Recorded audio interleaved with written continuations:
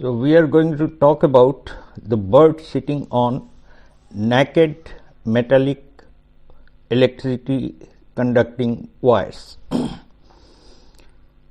They can sit or park on their two legs on a live wire simply because current is flowing through the wire. In fact, the current is flowing from a level of higher potential to a lower level of lower potential. But in the case of the AC, it is flowing to and fro, but the effect is as if a direct current is flowing, and which is through that wire, and then it goes to the ground.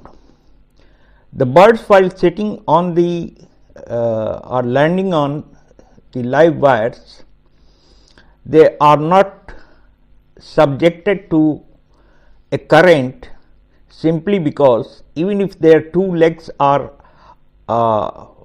posted or there on the live wire, no current passes through their body, because the path that makes is a parallel path, and because the resistance of the wire is too low as compared to the resistance of the bird, therefore if any current that flows through is negligibly small.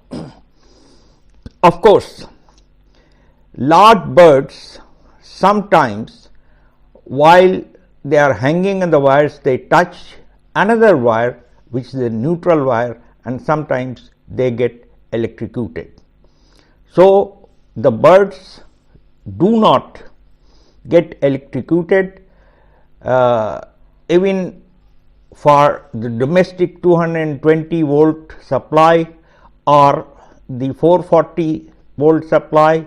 Wherever they are sitting, they are not affected, they are not done to damage by the current which is flowing through it, and that's a very interesting episode. Thank you.